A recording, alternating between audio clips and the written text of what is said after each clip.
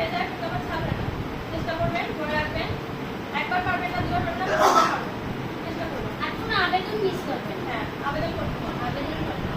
আপনার টিচার ছিল কি না সরেন ও ওই যে শব্দ আপনাদের ক্লাস শেষ হলো আচ্ছা ওনার টিচারের গল্প উনি আসলে একটা চাকরির জন্য গাইবান্ধা থেকে উনি পাশে একটা বসে পড়তেছে ওনার 6টা চাকরি সবগুলো সচিবালয় এবং সবগুলো 60 পরীক্ষা আসছিল গাইবান্ধা থেকে একটা চাকরির জন্য পরে 6টা চাকরিতে সবগুলোই 60 পরীক্ষা দেয় এখন আবার সে এই পাশের উপর পড়তেছে তার ওই যে দেশের বাইরে যেতে হবে পড়াশোনা করার জন্য তাহলে দেখেন এই প্রতিষ্ঠানে আসে একটা চাকরির জন্য শোভা মাত্র প্রথম ভাইবার প্রথম চাকরি হয়ে গেছে এই জন্য শোভা এখন অনেক কিছু বুঝতে পারে নেই তো তার স্যারও 6টা চাকরি পেয়েছে 60 পদে তো প্রমাণ বলছিল কি যে 284 জন নিবে পাইছে 181 জন তার ভিতরে ঢাকা বহুভাষীতে পাইছে 32 জন এবং সেই 32 জন জীবনের প্রথম ভাইবাতে চাকরি হচ্ছে শর্ট হ্যান্ড তাদেরকে জোর করে করানো হচ্ছে একটাই ভাইবা একটাই চাকরি ছিল তার ভিতরে এই 16 জন 32 জনের 14 জন যোগদান করছে বাকিরা যোগদান করেনি তো যাই হোক শর্ট হ্যান্ডের গুরুত্ব বলতেছিলেন শোভা জি বলেন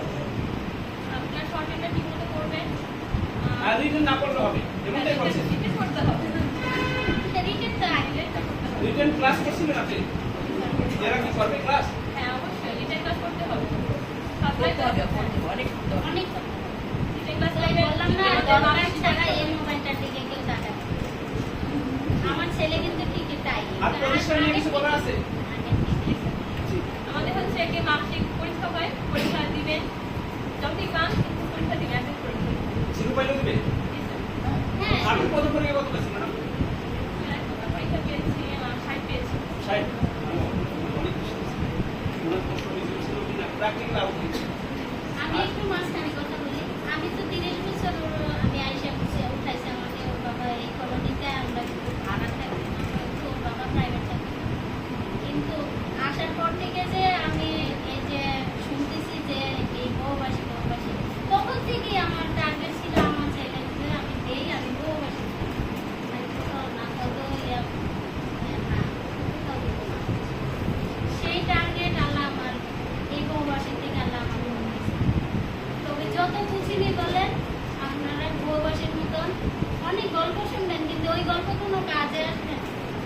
বউবাসীর মধ্যে আসলে বকা শুনবেন কিন্তু এটাই কাজে সম্মান করবেন হ্যাঁ। যা বলেন এই মানুষটাকে সম্মান করবেন স্যার আপনাদের দেখে না লাভ হবে। কোচিং এর মালিক বলে না যে যা বলেন এই মানুষটাকে সম্মান করবেন এই মানুষটাকে কোনো অসম্মান অনেকে খারাপ কথা বলে বাইরে আপনারা শুনবেন বাইরে এখানে এরা সাথে হাতে অনেকে অনেক কথা বলে এই মানুষটাকে কোনো অসম্মান এই মানুষটা অসম্মানের যোগ্য উনি না কারণ এই যে আমার ছেলের চাকরি যে হাফের আনছে উনি ওনার কোনো লাভ নাই আমি বেতন ওনাকে দিব না বেতনটা নিবে। আমার বেতন আমার অ্যাকাউন্টে যাবে ওনাকে আমি বেতন দিব না আমাকে কলোনিতে অনেকে অনেক কথা বলছে কি আপনি ওইখানে দিয়ে রাখছেন জব কেন অনেক ভালো আমি মানে একদমই কাম দিতাম না ভাবা না কিছু এই মানুষটাকে একটু সম্মান আমি করবেন মন একটাই থেকে। ছিল আল্লাহর কাছে বলতাম যে হে আল্লাহ তুমি এটার ফল দিও এই এলাকাবাসী তখনই বুঝবে যে আসলে ওই আপনারা ফল পাবেন একটু মন থেকে অন্তর থেকে অনেকে আছেন আশীর্বাদ করে আমরা প্রার্থনা করি অন্তর থেকে এই মানুষটাকে অন্তর থেকে স্যার বলেন আমি বার বলছি মালিক বলে না স্যার বলে না কিছু না তো এই মানুষটাকে সম্মান করবেন অন্তর থেকে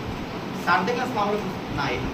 সম্মান করে যে স্যার ভালো আছেন তো সম্মান করবেন পাবেন আপনারা সফল হবেন আপনারা পাবেন 6 মাস 8 মাস বা 9 মাস যেটা বলেন আপনারা পাবেন ফল পাবেন একটু সম্মান করবেন এই মানুষটাকে একটু সম্মান করবেন ওরে 10-15 জন ওর সাথে কিন্তু কেউই বউবাসীতে আইয়া 2 মাস আগে নিয়ে চলে গেছে আবার কলোনিতে নিয়ে আলোচনা অনেকের ভালো লাগে না উনি জব অনেক সময় কেয়ার এমন কথা ভালো। বলবেন খারাপ না টাইপ করলেন না কেন রিটেনে কমপ্লেন কেন